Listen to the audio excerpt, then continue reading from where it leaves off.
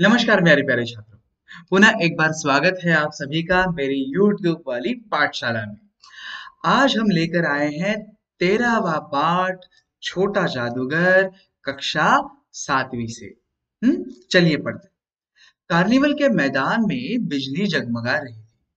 हंसी और विनोद का कल निनाद गूंज रहा था। मैं खड़ा था उस छोटे से फव्वारे के पास, जहां एक लड़का चुपचाप सब कुछ देख रहा था। फटे हुए कुर्ते से ऊपर उसने एक मोटी सूत की रस्सी गले में डाल रखी और जेब में थे कुछ ताश के पत्ते। उसके मुंह पर गंभीर विषाद के साथ धैर्य की रेखा थी। उसके अभाव में भी संपूर्णता थी। मैं न जाने क्यों उसकी ओर आकर्षित होकर पूछ बैठा, क्यों जी, तुमने इसमें क्या देखा? मैंने सब देखा है।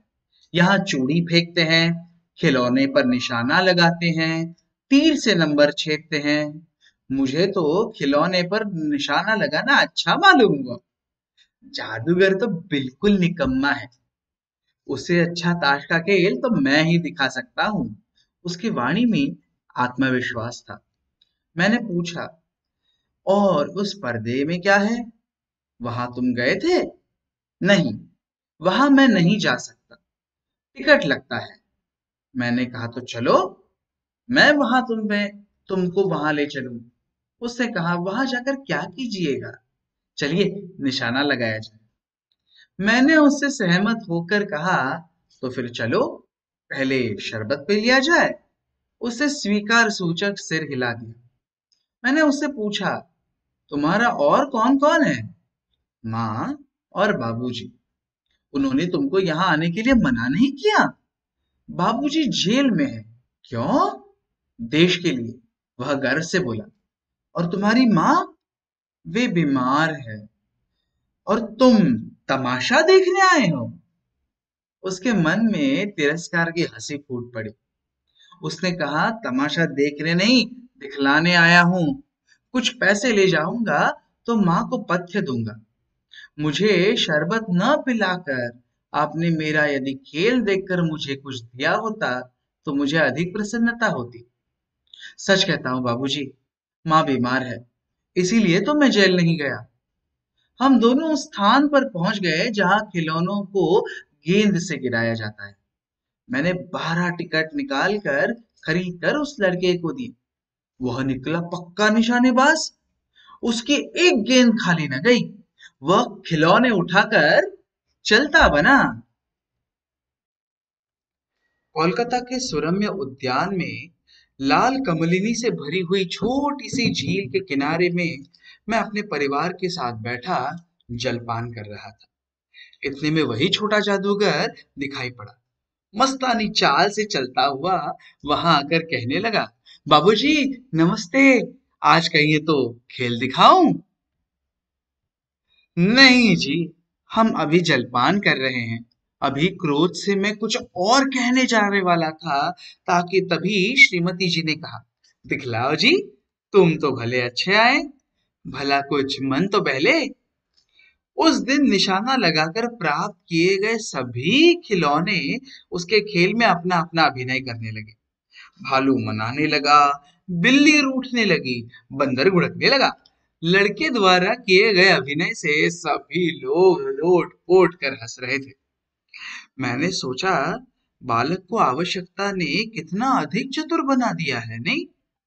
यही संसार का नियम है। ताश के सब पत्ते लाल हो गए, फिर काले हो गए। गले की सूत की डोरी टुकड़े टुकड़े होकर गिर गई, फिर जुड़ गए। लट्टू तो अपने आप घूम रहे थे। मैंने कहा, बस अब हो चुका, अब खेल बटेर लो, हमें भी जाना है। श्रीमती जी ने उसे 1 रुपया दिया। वह उछल उठा। मैंने कहा, लड़के, छोटा जादूगर कहिए, यही मेरा नाम है और इसी से मेरी जीविका है।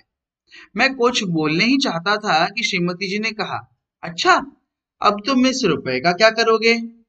पहले भरपेट पकौड़ियां खाऊंगा, फिर एक सूती कंबल लूंगा। मैं अपने पर ही क्रुद्ध होकर सोचने लगा, ओह, कितना स्वार्थी हूं मैं। मैंने उसके रुपया पाने पर ईर्ष्या करने लगा था। वह नमस्कार करके चला गया। हम लोग लता कुंज देखने के लिए चल दिए। उस छोटे से बनावटी जंगल में संध्या साय साय करने लगी थी। अस्ताचलगामी सूर्य की अंतिम किरणें वृक्षों की पत्तियों से विदाई ले रही थी। वातावरण शांत था। हम लोग धीरे धीरे मोटर से हावड़ा की ओर जा रहे थे। रह रहकर छोटा जादूगर का स्मरण हुआ था।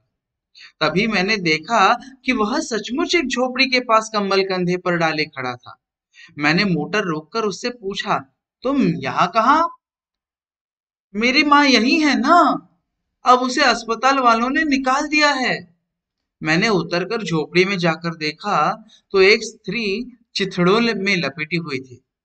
छोटे जादूगर ने उसके ऊपर कंबल डालकर उसके शरीर को समेटते हुए कहा, माँ। मेरी आंखों से आंसू निकल पड़े। छुट्टियां बीती चली जा रही थी। मुझे ऑफिस समय से पहुंचना था। कोलकाता से अब मन ऊब चुका था। फिर भी चलते चलते एक बार उस उद्यान को देखने की इच्छा हुई।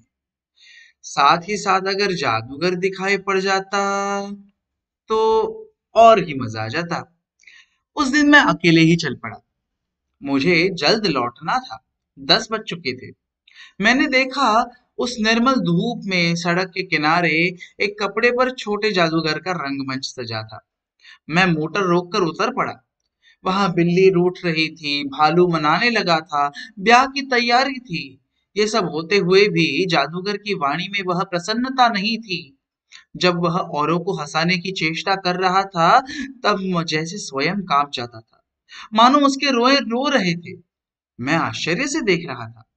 खेल हो जाने पर पैसा बटोर कर उसने भीड़ में से मुझे देखा। वह जैसे क्षण भर के लिए स्फूर्तिमान हो उठा। मैंने उसकी पीठ थपथपाते हुए कहा, आज तुम्हारा खेल जमा क्यों नहीं? माँ ने आज तुरंत आने के लिए कहा है। मेरी घड़ी समीप है। अविचल भाव से उसने कहा। तब भी तुम खेल दिखाने आ गए? मैं खुद क्रोध से पूछा। मनुष्य के सुख दुख का माप अपना साधन ही तो है। उसी के अनुपात से वह तुलना करता है। उसके मुंह पर तिरस्कार की रेखा फूट पड़ी। उसने कहा, क्यों ना आता? और कुछ कहने में जैसे वह अपमान का अनुभव कर रहा था। क्षण भर में मुझे अपनी भूल मालूम हुई। उसके झोले को गाड़ी में फेंक कर उसे बैठाते हुए मैंने ड्राइवर से कहा, जल्दी चलो। ड्राइवर मेरे बताए हुए पथ पर चल पड़ा। कुछ मिनटों में हम झोपड़ी के पास पहुंचे। छोटा जादूगर दौड़कर अपनी माँ झोपड़ी में माँ माँ पुकारते हुए घुसा। मैं भी पीछे पीछे घुसा। उसकी माँ के मुंह से बे निकल रहा था। उसके दुर्बल हाथ उठकर गिर गए। जादूगर उससे लिपटा रो रहा था और मैं स्तब्ध रह गया। जय शंकर प्रसाद जी की कहानी।